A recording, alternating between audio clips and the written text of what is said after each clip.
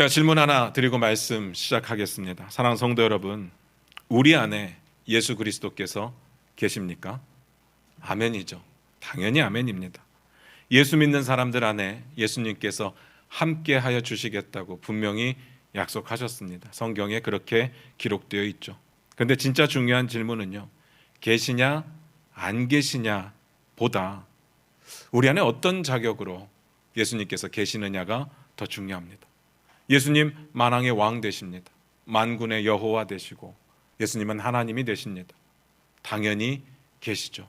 그런데 그렇기 때문에 우리 안에 주님으로 계시는지, 그럼에도 불구하고 우리는 손님으로 모시고 있는지, 그 질문입니다. 여러분은 어떻습니까? 여러분 안에 주님으로 계십니까? 아니면 손님으로 계십니까? 주인과 손님의 차이는 뭔지 아십니까? 주인은 말 그대로 주인입니다. 다 주님의 것이죠. 내 안에 있던 내 자체가 전부 주님의 것입니다. 그런데 손님은요, 결코 주인이 될 수가 없습니다. 우리가 주님을 사랑하죠. 그래서 굉장히 격식을 차려서 주님을 모시고 주님을 사랑하고 주님을 예배하지만 손님은 그냥 손님일 뿐입니다. 거기까지라는 이야기죠. 하룻밤 혹은 한 달 더 자고 갈 수 있을지는 모르겠지만 손님은 결국은 떠나게 되어 있습니다. 떠나고 나면 여전히 나는 내 삶의 주인으로 남게 되는 거죠. 그래서 묻는 겁니다. 예수님은 우리의 주인이십니까? 아니면 손님이십니까? 오늘 본문 말씀 같이 보겠습니다. 16장 21절입니다. 한 목소리로 같이 읽겠습니다. 시작. 블레셋 사람들이 그를 붙잡아 그의 눈을 빼고 끌고 가사에 내려가 놋줄로 매고 그에게 옥에서 맷돌을 돌리게 하였더라. 오늘 본문 말씀이 이렇게 시작을 했습니다. 블레셋 사람들이 그를 붙잡았다. 누구를 붙잡았습니까? 삼손을 붙잡았습니다.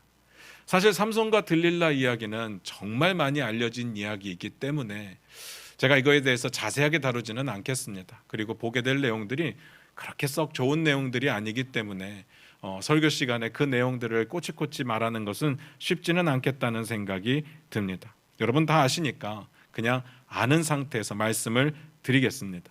삼손이야말로 여자 때문에 인생을 망친 그런 사람이죠. 여자가 문제라는 이야기가 아니라 삼손이 자신의 정욕 때문에 하나님께서 주신 위대한 사명을 감당하지 못했다는 이야기를 드리는 겁니다. 오늘 보면요, 지난주까지 우리가 봐왔던 삼손의 그 거만하고 잘 나갔던 모습들은 온데간데가 없습니다. 찾아볼 수가 없죠. 정말 비참하게 붙잡혔고 심지어는 눈알이 뽑혀서 끌려갑니다. 또 조롱을 당합니다. 오늘 이야기 직전까지 제가 설명드렸던 삼손의 모습 기억하십니까? 제 이야기를 들으면서 여러분들은 삼손의 이미지를 어떻게 그리고 계셨습니까? 여러분들이 생각하는 삼손은 어떤 사람입니까? 지난주에 어떤 청년이 제게 이런 이야기를 하더라고요. 목사님, 삼손은 사이코패스 같아요. 제가 의사가 아니기 때문에 이런 성향을 사이코패스라고 불러야 되는지 아니면 소시오패스라고 불러야 되는지 저는 그 답은 모르겠습니다. 그런데 확실한 건 정상은 아니죠. 누가 봐도 정상은 아닙니다. 뭔 말인지 아시겠습니까? 근데 이제부터는요, 삼손에 대해서 좀 다른 시각으로 봤으면 좋겠습니다. 이제 삼손이 힘이 빠졌으니까 여러분 좀 불쌍히 여겨주세요. 삼손도 어쩔 수 없는 사람입니다. 삼손이 사사지 않습니까? 그런 이야기가 아닙니다. 제 이야기는 우리가 지금까지 삼손의 삶에 대해서 바라봤었습니다. 근데 이제는요, 삼손의 삶에서 한 발자국 밖으로 나와서 삼손을 통해서 하나님이 하시고자 하는 일, 삼손을 통해서 하나님께서 뭘 말씀하시고자 하는가, 그걸 좀 고민해 보자는 겁니다. 지금까지 사사의 이야기들을 꽤 많이 봤죠. 지금까지 성경에 길게 소개되었던 짧게 소개되었던 지금까지 우리가 봤던 사사가 12명이었습니다. 그런데 12명의 사사 중에 삼손과 같은 사사는 없었습니다. 삼손은 분명히 사사인데 사사 같은 사람이 아니었습니다. 보통의 사사들은 어떻게 했는가 하면 이스라엘 자손들을 위해서 전쟁을 치렀습니다. 군대를 소집하기도 했습니다. 그런데 삼손의 일생을 보면 이스라엘 자손의 구원을 위해서 싸웠다는 이야기가 하나도 없습니다. 오직 자기의 복수를 위해서 혼자서 싸웠습니다. 삼손 같은 사사는 없죠. 그런 삼손의 모습을 보고 사사다라고 말할 수 있을지도 저는 의문이 듭니다. 그리고 이렇게 사사 이야기를 출생부터 죽음까지 자세하게 소개했던 경우도 없었습니다. 왜 이렇게 다른 사사들하고 비교해 볼 때 차이가 날까? 이유가 있을 겁니다. 이걸 통해서 하나님께서 말씀하시고자 하는 게 분명히 있을 겁니다. 그게 뭘까? 그걸 고민해 보자는 이야기입니다. 결론부터 말씀드리면 하나님께서 삼손을 통해서 보여주고자 하셨던 건요, 하나님의 신실하신 역사하심, 삼손이 뭔 짓을 하던 간에 하나님은 일하신다, 이게 포인트기는 한데, 그게 메인 주제이기는 한데, 그거 말고 삼손을 통해서 이스라엘의 실체를 보여주고 계시다는 이야기입니다. 삼손을 보니까 이스라엘이 보입니다. 뭔 말인지 아시겠습니까? 잘 이해하지 못하는 것 같아서 제가 간단하게 설명을 드리겠습니다. 삼손은요, 출생부터 평범하지 않았습니다. 임신을 할 수 없는 어머니가 아이를 갖게 되는 것부터 기적이고 놀라운 일이었고요. 또 다른 사사들하고는 다르게 태어나기 직전부터 사사의 사명을 받았던 것도 놀라운 일입니다. 뿐만 아니라 하나님께서는 태어나기 직전에 그에게 선택하셨다는 이야기가 계속해서 나옵니다. 그래서 어떻게 하느냐? 거룩하게 구별되어 살아야 됐습니다. 나실인으로 살아야 됐습니다. 그게 하나님께서 삼손에게 원하는 삶의 모습이었습니다. 게다가 하나님께서는 성경에 보니까 복을 주셨다고 되어 있고요, 여호와의 영이 그를 움직이셨다고 기록되어 있습니다. 삼손의 일생 배후에 하나님께서 분명히 역사하고 계셨습니다. 그런데 그가 하나님께서 주신 사명에 대해서 고민을 했느냐, 진지하게 생각을 했느냐, 그런 내용이 없습니다. 이게 문제인 거죠. 게다가 그는 성적으로 타락한 사람이었어요. 개인적인 욕망으로만 움직이는 사람이었습니다. 이런 모습들이 그 당시 이스라엘의 모습하고 너무나도 비슷합니다. 이스라엘은요, 삼손처럼 선택받았습니다. 신명기 7장 7절 제가 읽어드립니다. 여호와께서 너희를 기뻐하시고 너희를 택하심은 너희가 다른 민족보다 수요가 많기 때문이 아니니라. 너희는 오히려 모든 민족 중에 가장 적으니라. 아브라함 한 사람을 갈대아 우르에서 불러내서 그 한 사람을 통해서 그 짧은 시간에 한 민족을 이룬다는 것은 불가능한 일이었습니다. 그런데 하나님께는 불가능한 일이 없죠. 하나님께서 가능케 하셨습니다. 왜요? 선택하셨으니까. 하나님의 뜻이 분명히 있었으니까. 그리고 이스라엘은 삼손처럼 사명을 받았습니다. 출애굽기 19장 6절 제가 읽어드립니다. 너희가 내게 대하여 제사장 나라가 되며 거룩한 백성이 되리라. 이스라엘은요, 제사장 나라의 직분을 받았습니다. 그렇기 때문에 거룩하게 구별되어 살아야 됐습니다. 그런데 그들은 그 사명에 관심이 없었습니다. 오직 본능적으로 자기가 필요한 거, 자기가 원하는 거, 자기의 쾌락을 위해서 살았습니다. 그리고 결국은 우상을 찾게 되고 하나님을 찾지 않죠. 사사기 13장 1절 제가 읽어드립니다. 이스라엘 자손이 다시 여호와의 목전에 악을 행하였으므로 여호와께서 그들을 40년 동안 블레셋 사람의 손에 넘겨주시니라. 삼손의 이야기가 그렇게 시작했습니다. 삼손이요, 하나님께서 주신 능력을 가지고 전쟁에서 말도 안 되는 승리를 거두고 가나안 땅을 차지한 이스라엘. 그런데 그 이스라엘이 하나님의 능력에 대해서, 하나님의 함께하심에 대해서 무시하고 하나님을 버리고 우상을 찾고 있는 그 이스라엘의 모습과 똑같습니다. 너무 똑같지 않습니까? 음란한 삼손과 타락한 이스라엘. 느낌 오시죠? 제가 이 부분을 고민하다가 또 하나 깨닫는 게 있었습니다. 삼손의 지금의 모습, 우리가 방금 읽었던 본문에서 본 모습, 다시 말해서 머리카락이 잘려서 힘을 잃고 블레셋 사람들에게 비참하게 끌려가고 눈이 뽑혀서 보지 못하고 블레셋 사람들의 조롱거리가 되고 있는 이 모습이 정말 음란하게 타락해서 아무 힘이 없는 이스라엘의 모습과도 비슷하지만 이 시대에 적용을 해보면 대한민국 교회의 모습과 너무나도 닮아 있다는 사실입니다. 그걸 깨닫게 되고 충격에 빠졌습니다. 기독교 역사를 보면요, 사람들이 거룩한 지적 욕망을 가지고 막 하나님을 알고 싶어서 찾아낸 경우는 거의 없습니다. 대부분의 경우가 어떤 경우인가 하면 하나님께서 헌신된 사람을 통해서 그들을 통해서 복음이 전해지게 하셨습니다. 한국교회는 그 중에서도 선택받았습니다. 특별했습니다. 특별하죠. 이렇게 짧은 시간에 복음이 전달되고, 이렇게 짧은 시간에 교회가 세워지고, 이렇게 짧은 시간에 기독교가 이렇게 성장한 나라가 없습니다. 상식적으로 말이 안 되는 일이었습니다. 대한민국에 복음이 들어온다는 자체가 상황적으로 볼 때 말이 안 되는 일이었습니다. 한반도에 최초의 복음을 들고 들어온 사람이 토마스 선교사입니다. 스토리 아실 겁니다. 그가 들어올 당시 조선은요, 쇄국 정책을 펼치고 있었습니다. 한창 쇄국 정책이었습니다. 그래서 토마스 선교사가 정말 부푼 마음을 안고 복음의 열정을 가지고 대한민국 땅에, 조선 땅에 내렸을 때 그냥 목이 잘려서 죽게 됩니다. 아무것도 못합니다. 그렇게 죽게 될 때 자기를 죽이려고 오는 병사에게 정말 간절한 눈빛으로 성경책을 건네죠. 이 병사가 뭐라고 하는 그 사람의 이야기를 전혀 못 알아듣지만 그 눈빛 자체는 거절할 수가 없었습니다. 그래서 성경책을 받아들죠. 그렇게 성경이 전해지고 바로 그 성경을 통해서 복음이 퍼져나가기 시작했습니다. 기적이죠. 말이 안 되는 일입니다. 시작은 그렇게 미약했는데 복음의 능력은 엄청났습니다. 대한민국의 기독교 폭발적인 성장을 합니다. 나라가 아무리 힘들어도 힘들면 힘들수록 교회는 성장했고, 그리고 교회는 사람들에게 환영을 받았습니다.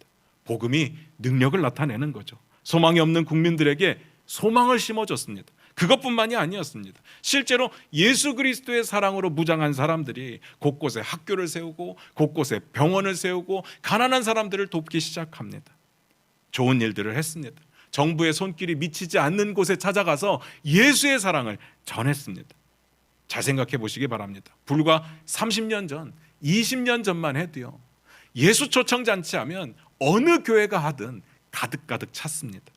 어느 정도로 교회에게 호의적이었는가 하면 1948년 5월 31일 대한민국 재헌국회의 시작을 이윤영 의원의 기도로 시작했다는 일화는 유명합니다. 게다가 성탄절을요 1949년에 공휴일로 지정합니다.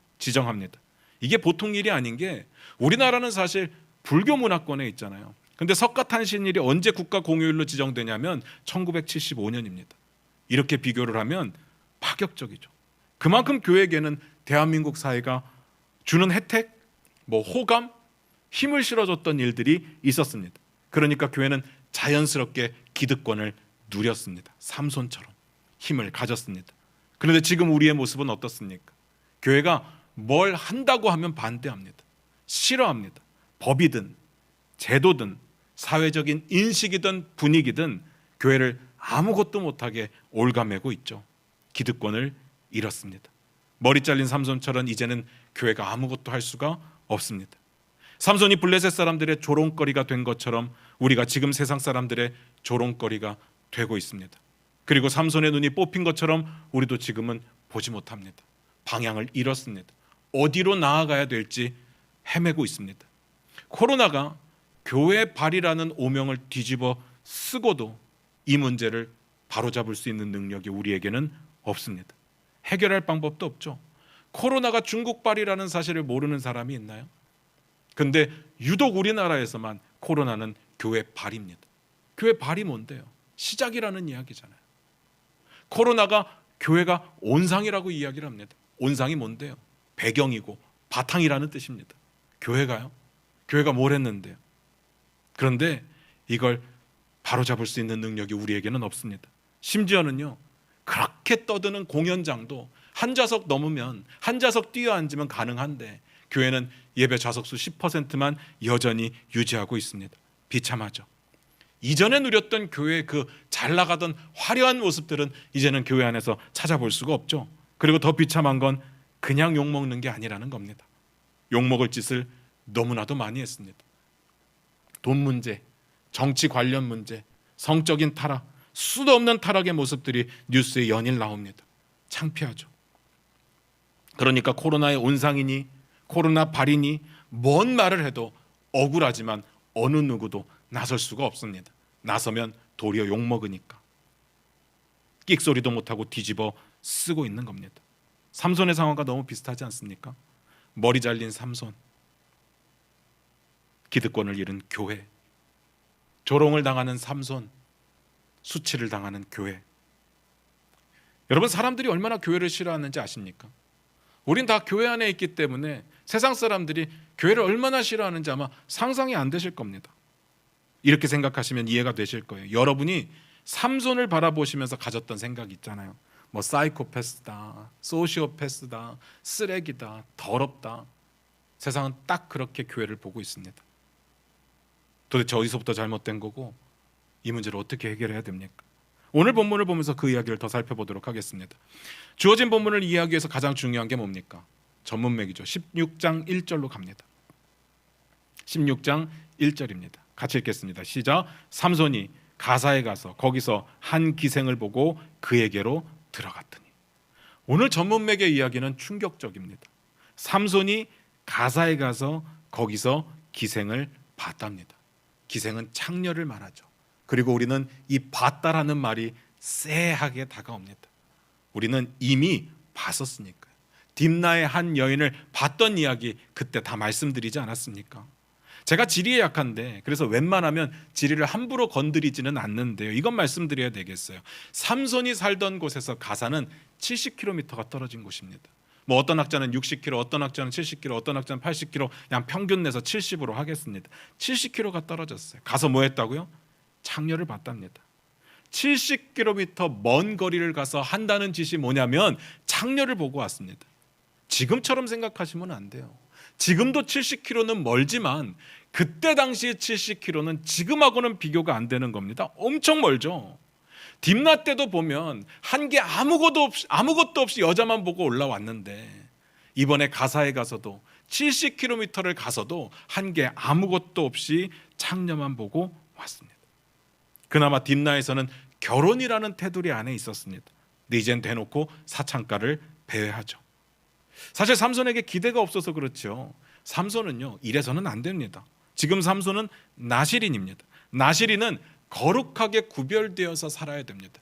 머리카락만 안 자르면 되는 게 아니라 경건한 삶이 밑바탕이 돼야 됩니다. 그리고 나서 머리를 안 자르는 거죠. 그런데 삼손은요 그의 삶 속에 경건이라고는 찾아볼 수가 없습니다. 거룩의 모습은 없었습니다.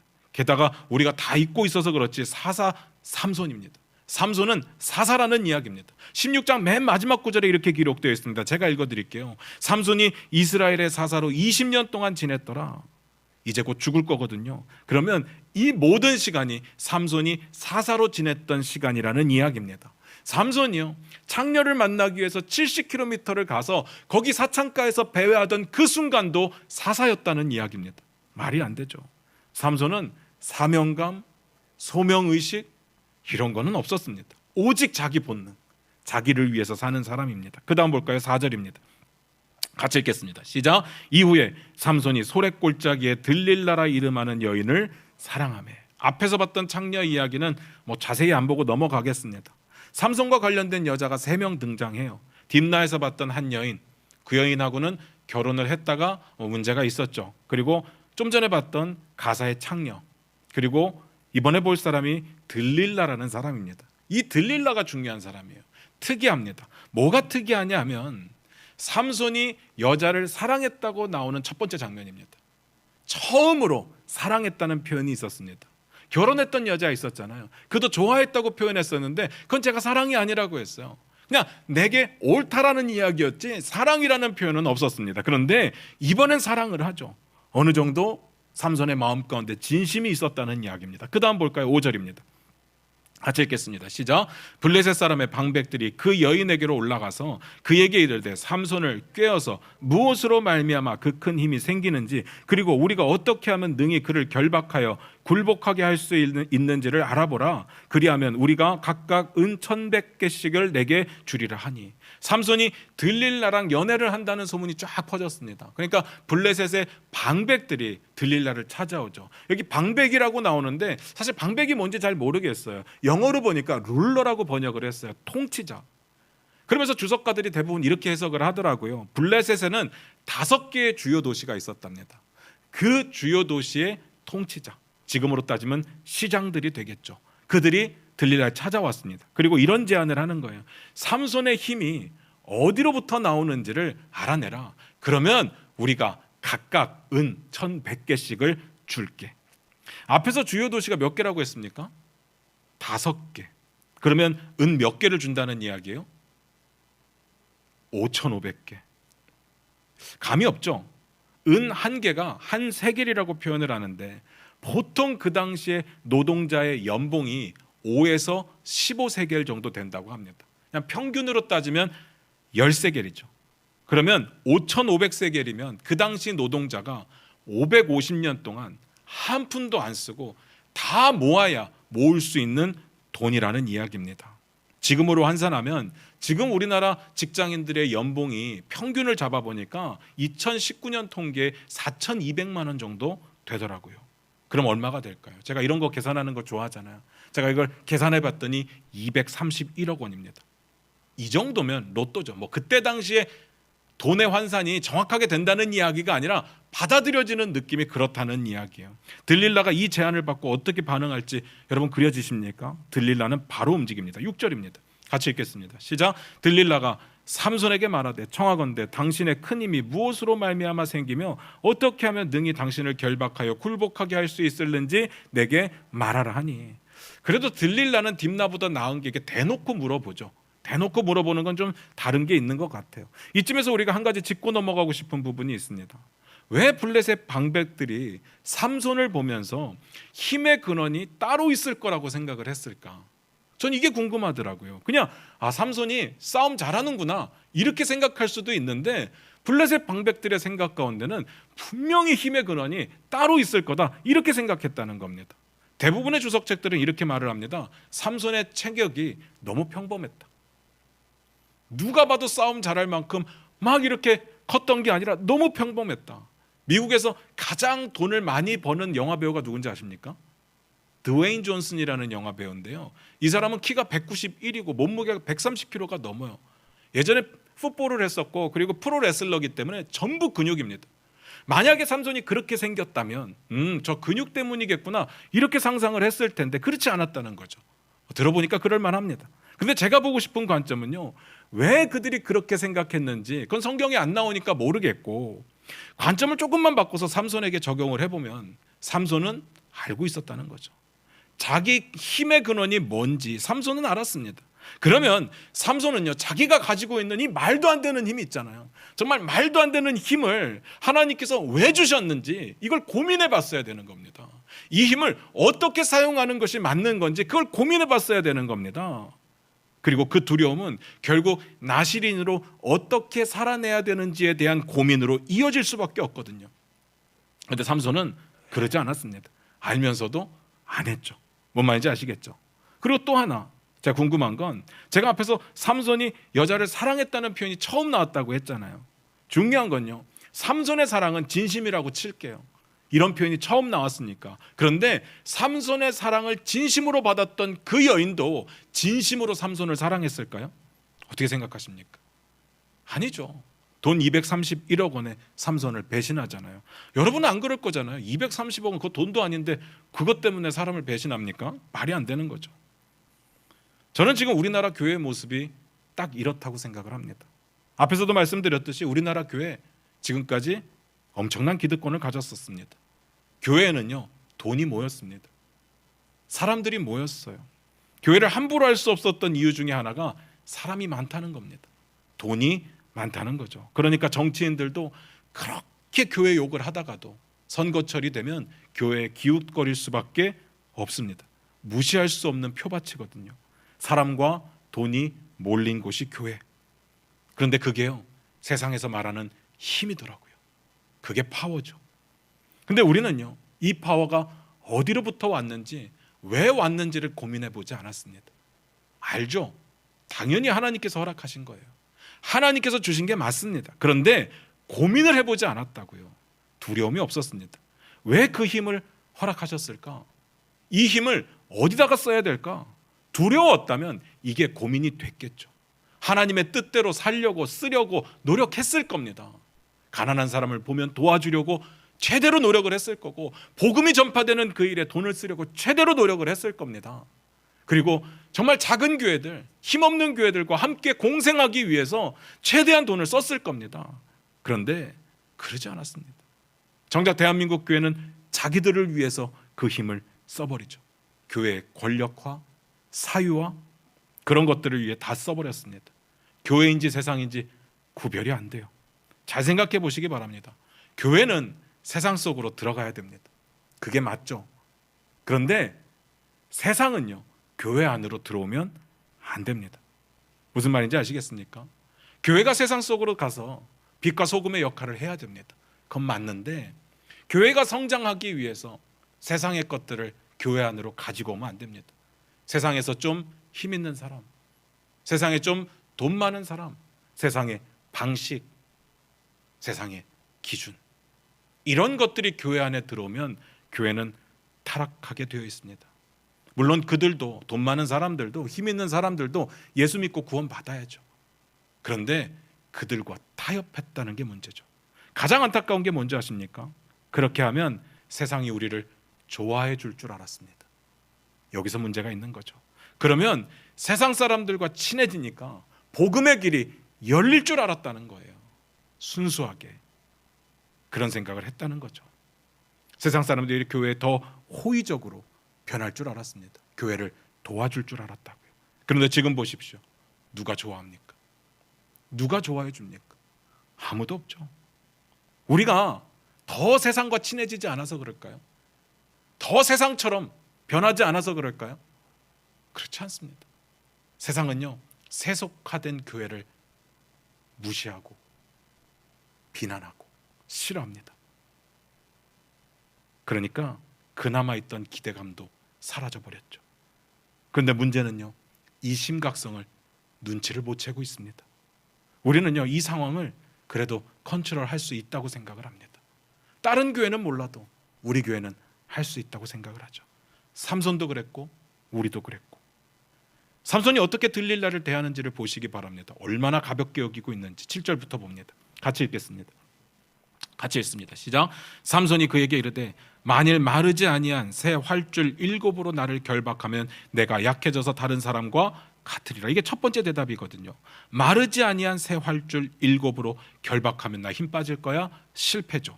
두 번째 대답입니다. 11절입니다. 같이 읽겠습니다. 시작. 삼손이 그에게 이르되 만일 쓰지 아니한 새 밧줄로 나를 결박하면 내가 약해져서 다른 사람과 같으리라 하니라. 쓰지 아니한 새 밧줄로 결박하면 된대요. 그런데 실패죠. 그 다음 볼까요? 세 번째 대답입니다. 13절입니다. 같이 읽습니다. 시작. 들릴라가 삼손에게 이르되 당신이 이때까지 나를 희롱하여 내게 거짓말을 하였도다. 내가 무엇으로 당신을 결박할 수 있을는지 내게 말하라 하니 삼손이 그에게 이르되 그대가 만일 나의 머리털 7가닥을 배틀의 날실에 섞어 짜면 되리라 하는지라. 머리털 7가닥을 배틀의 날실에 섞어 짜면 된대요. 안 되죠. 실패죠. 그런데 여러분 잘 보셔야 돼요. 머리카락이 등장합니다. 위태위태한 겁니다. 그 다음은요 17절 마지막입니다. 같이 읽습니다. 시작. 삼손이 진심을 드러내어 그에게 이르되 내 머리 위에는 삭도를 대지 아니하였나니 이는 내가 모태에서부터 하나님의 나실인이 되었음이라. 만일 내 머리가 밀리면 내 힘이 내게서 떠나고 나는 약해져서 다른 사람과 같으리라 하니라. 결국은 말합니다. 머리 위에 삭도를 대지 않았기 때문이다. 머리카락이 내 힘의 근원이다. 이렇게 말하죠. 잘 보세요. 삼손이 네 번 대답을 하거든요. 그런데 세 번째부터 정답에 가까워집니다. 잘 생각하셔야 돼요. 나는 죄를 컨트롤할 수 있다? 뭐 적당한 선에서 멈출 수 있다? 착각이죠. 성경이 이렇게 말합니다. 잠언인데 제가 읽어드릴게요. 사람이 불을 품에 품고서야 어찌 그의 옷이 타지 아니하겠으며 사람이 숯불을 밟고서야 어찌 그의 발이 되지 아니하겠느냐. 남의 아내와 통관하는 자도 이와 같을 것이라. 그를 만지는 자마다 벌을 면하지 못하리라. 만지는 자마다 벌을 면하지 못한다고 말합니다. 죄는요 멀리해야 됩니다. 피해야 되는 겁니다. 적당히 놀다가 적당한 선에서 멈출 수 있다? 교만이고 착각입니다. 그리고 오늘 본문 21절 같이 보겠습니다. 21절입니다. 시작. 블레셋 사람들이 그를 붙잡아 그의 눈을 빼고 끌고 가사에 내려가 놋줄로 매고 그에게 옥에서 맷돌을 돌리게 하였더라. 저는요 이 내용을 보면서 한 가지 의문이 드는 게 진짜 머리카락에 힘이 있을까? 그래서 우리 보통 머리 긴 사람들 보면 삼손 같다고 이야기를 하잖아요. 머리 긴데 힘 있는 사람 보면 삼손의 괴력이라고 하잖아요. 정말 머리를 기르면 힘이 있는 걸까? 아니죠. 삼손의 머리카락이 힘이 있는 게 아니라 삼손이 하나님의 뜻대로 머리카락을 안 잘랐다는 게 중요한 거죠. 삼손의 삶을 보면요 그지같이 살았어요. 정말 말도 안 되게 살았어요. 그런데 최소한 나실인으로서 하지 말아야 될 거 머리 자르는 일을 안 했기 때문에 지금까지는 힘이 있었는데 이번에 그것조차 포기하고 나니까 하나님께서 힘을 거둬가셨다는 이야기입니다. 그러니까 잘 들으셔야 됩니다. 삼손이 잃은 건 머리카락이 아니라 하나님이었습니다. 무슨 말인지 아시겠습니까? 잘 생각해 보셔야 됩니다. 이 시대 대한민국 교회가 잃은 게 뭐예요? 예배 좌석수 90% 잃었습니까? 예배의 자유를 잃은 거예요. 사람들의 친밀감과 호감을 잃었습니까? 이제 더 이상 사람들이 우리를 안 좋아해 주는 게 문제입니까? 그런 건 중요하지 않아요. 한국교회가 이런 건 예배의 자유가 아니라 우리 안에 예수 그리스도가 없다는 것. 한국교회가 이런 건 사람들의 호감도를 잃은 게 아니라 우리 안에 예수 그리스도가 없다는 거. 이거야말로 비참한 일 아니겠습니까? 제가 이렇게 말씀드리면 속으로 이런 생각하시는 분들 분명히 계실 겁니다. 내 안에 주님 계십니다. 성경에 그렇게 말하고 있습니다. 알죠. 계십니다. 당연히 계시죠. 그런데 문제는 예수님이 계신데 우리의 주인으로 계신 것이 아니라 손님으로 계시다는 거죠. 예수님을 엄청 사랑합니다. 예수님을 대접하기도 하고 섬기기도 해요. 그런데 거기까지 주인으로 있는 게 아니라 손님으로 계시니까 손님으로 대접하고 있는 거죠. 손님으로 계신 주님은 우리를 돕지 않으실 겁니다. 이게 진짜 중요한 이야기입니다. 이렇게 여쭙고 싶습니다. 우리는 도대체 뭘 잃었으며 뭘 어떻게 해결해야 될까요? 이번 주에 제가 로잔 목회자 컨퍼런스에 다녀왔잖아요. 마지막 날 집회 때 선한목자교회 유기성 목사님께서 기도회를 인도하시는데 이분의 영성과 이분의 그런 간절함과 진실됨이 저에게는 엄청난 감동으로 남았습니다. 2016년 서울대학교 가을학기 개강예배 설교를 위해서 초대돼서 가셨다고 해요. 거기에 갔더니 한 여학생 대표가 올라와서 이제 대표 기도를 하는데 기도를 너무 잘하더래요. 그냥 떡 부러지고 그냥 따박따박 하는 게 누가 봐도 서울대생이구나 싶었답니다. 그렇게 또박또박 기도를 하다가 대한민국 교회를 위해서 기도하는 부분에 울기 시작하더랍니다. 하나님, 한국 교회를 긍휼히. 그리고 말을 못 잇는 거죠. 우는 겁니다. 목사님이 이 장면을 보는데 너무 부끄럽더래요. 그리고 마치 다 자기가 잘못한 것처럼 미안해지더래요. 어떻게 하다 대한민국 교회가 이 어린 한 여학생이 울면서 간절하게 기도해야 될 만큼 근심거리가 되었을까? 너무 미안하더랍니다. 그러면서 이런 이야기를 하시는 거예요. 코로나19 때문에 한국 교회가 잃은 것이 너무 많습니다. 그런데 우리가 얻은 것이 있다면 이 코로나19 시대에 우리에게 대각성이 필요하겠구나. 영적 각성이 필요하겠구나. 그 필요성을 알게 되었다는 거죠. 그런데 그것조차 없다면 이 시간은 대한민국 교회의 가장 비참한 시간으로 남게 될 거라고 이야기를 하시더라고요. 이제 내년 1년 사역하고 2023년도에 은퇴를 하신답니다. 그런데 긴 시간 목회를 하면서 너무 행복했대요. 엄청난 부흥의 경험도 하게 되었고, 근데 마침 자기가 그만둬야 될 은퇴 시점에 왔는데 한국 교회가 위기에 빠져 있고, 그리고 무너지고 침체되어 있으며, 그러면서도 죄를 깨닫지 못하고 있는 이 시점에 떠나간다는 게 너무 죄송하다고 말하면서 우시더라고요. 평생을 주님을 위해서 헌신했던 분이죠. 축하받으면서 떠나야 되는 분이 자신의 모든 사역을 내려놓으면서 미안하다고 우시는 겁니다. 저도 같이 울었습니다. 마음 아프지 않습니까? 대한민국 교회가 이런 게 뭘까요? 뭘 회복해야 될까요? 저는 대한민국 교회 무너진 모습을 보면서 저는 괜찮고 제 3자의 입장이 돼서 한국 교회 문제가 있어 이렇게 말씀드리는 게 아니에요. 내가 속해 있고 우리 교회가 속해 있는 대한민국 전체를 말하는 겁니다. 대한민국 교회 전체를 말씀드리는 거예요. 머리카락 잘린 삼손이 잃은 건 그냥 머리카락이 아니에요. 하나님의 그 뜻을 잃은 거죠. 하나님 주신 사명을 잃은 겁니다. 하나님의 약속을 잃은 거고, 그리고 하나님을 잃은 거죠. 하나님의 주인 되심을 버렸습니다. 우리가 지금 잃은 건 세상 사람들의 호의적인 태도가 아니에요. 예배 좌석수가 아닙니다. 우리가 지금 잃은 건 예수 그리스도. 우리 안에 예수 그리스도가 없다는 거. 아니, 계시는데, 계시긴 한데 주님으로 계시지 않죠. 손님으로 계시잖아요. 열심히 사랑하고 뭔가 열심히 하기는 하는데 내 인생의 주인은 여전히 나죠. 나여야 합니다. 하나님께 맡길 수가 없어요. 이게 바로 사사기에 계속해서 나왔던 내용 아닙니까? 각기소견에 옳은 대로 행하니라. 아니라고 말하실 분 계실까요? 사랑하는 성도 여러분, 마지막으로 이렇게 묻고 싶습니다. 예수님 우리의 주님 되십니까? 아니면 손님으로 모셨습니까? 왜 우리가 믿음 생활을 하면서도 아무 힘이 없고 내 삶에 변화를 경험하지 못하느냐? 우리 안에 예수님을 잃었기 때문에, 우리 안에 계신 예수님이 우리의 주님이 아니시기 때문에 제발 그냥 주님이 내 안에 계시다는 걸로 만족하지 마시기 바랍니다. 이거 착각입니다. 주님은 어디든 계시죠. 어디든 계십니다. 주님의 속성을 말할 때 무소부재라고 말하잖아요. 안 계신 곳이 어디 있겠습니까? 중요한 건 내 안에 주인으로 계시느냐, 손님으로 계시느냐, 그 차이 아니겠습니까? 제가 삶의 자리에서 하나님 나라 살아내자 수도 없이 말씀드리잖아요. 오해하시면 안 됩니다. 삶으로 구원을 완성할 수 있다는 이야기가 아니에요. 내 삶의 행동 하나가 바뀐다고 신앙생활이 완성됐다라고 말할 수 없다는 이야기입니다. 지금 이 위기의 시대에 한국교회는요, 우리가 지금보다 조금 더 나은 삶을 산다고 회복되지 않을 겁니다.